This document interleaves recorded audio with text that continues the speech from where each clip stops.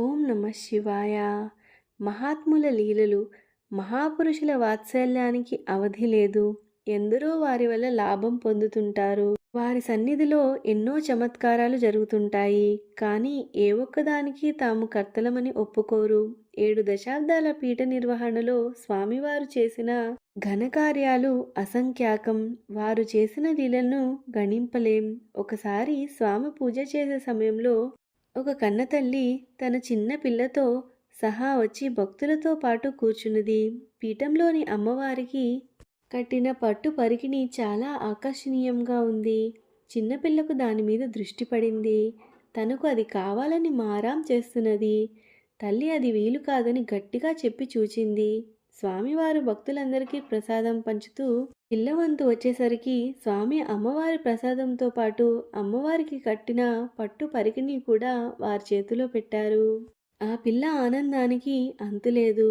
చిదంబరం సమీపాన గల ఆనంద తాండవపురంలో స్వామి మకాం చేసిన నాటి సంఘటన అక్కడ చేరిన బాలులను శ్రీరామాయ నమః అని 100 సార్లు రాయమన్నారు.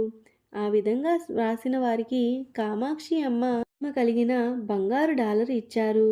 బాలురలో ఒకడు మూగా అతన్ని దగ్గరికి పిలిచి నువ్వు ఏమి రాసావో చదువు అన్నారు. సమీపవర్తులు అంటే అక్కడికి దగ్గరగా ఉన్నవారు అతనికి మాటలు రావని స్వామికి తెలిపారు. స్వామి అది గమనించకుండా మరలా ఆ బాలుణ్ణి అరవంలో సొల్లు సొల్లు అని అంటూ వచ్చారు. చిత్రంగా బాలుని నోటి వెంట శ్రీరామాయ నమః అనే మాట వచ్చింది.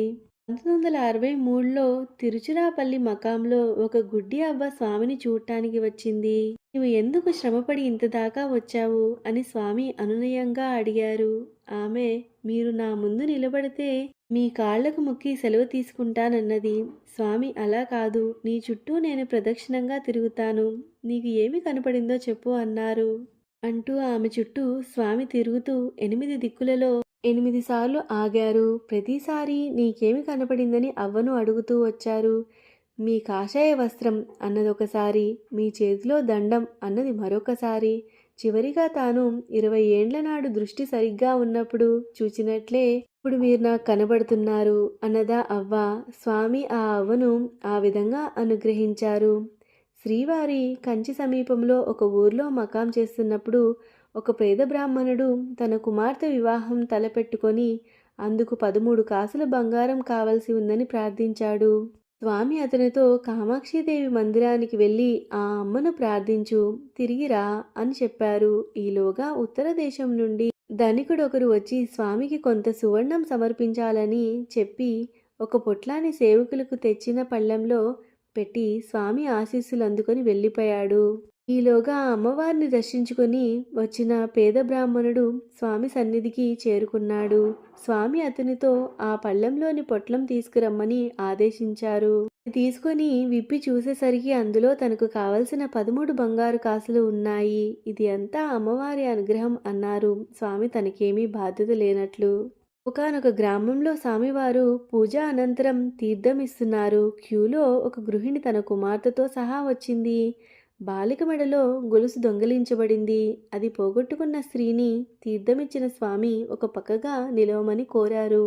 క్యూ కొనసాగుతున్నది. ఒక వృద్ధ స్త్రీ తీర్థానికి చెయ్యి చాపితే స్వామి తీర్థం ఇవ్వలేదు. నీవు దాచిన గొలుసును ఆమెకు ఇచ్చివేయి అన్నారు స్వామి. స్త్రీ మొదట బుకాయించింది. సమీపంలోని స్త్రీలు ఆమె కుచ్చిళ్ళు వదిల్చగా అందులో నుండి గొలుసు బయటపడింది. ఇక నుండి ఇలాంటి పాపకార్యాలు చేయకు అంటూ ఆమెను స్వామి మందలించి పంపివేశారు. ఒకప్పుడు స్వామి శ్రీశైల క్షేత్రంలో విడిది చేశారు. తిరుచ్చిలో రాధాకృష్ణన్ అనే తమిళ పండితుడు ఉన్నాడు. అతడు తండ్రి మఠంలో చాలా రోజులుగా పనిచేస్తున్నాడు. శంకరమఠ కుంభాభిషేకం శ్రీశైలంలో జరగబోతున్నది. రాధాకృష్ణ తండ్రిని స్వామివారు పిలిపించి ఆశీర్వదించారు. మఠం మేనేజరుకు చెప్పి అతనికి కావలసిన డబ్బు ఇప్పించారు. అతనిని తక్షణం తిరుచికి వెళ్ళమని ఆదేశించారు. ఆయనకి ఎంతో ఆశాభంగమైంది. స్వామి మాట ప్రకారం బయలుదేరి కూతురింటికి మద్రాసు చేరారు. రోజే అతడు కాలధర్మం చెందాడు. అతడు మఠంలోనే ఉంటే అక్కడే మరణించి ఉండేవాడు. కుంభాభిషేకానికి అంతరాయం కలిగేది. ఈ సర్వజ్ఞులనడానికి ఇదొక నిదర్శనం. ఓం నమ శివాయ. స్వస్తి.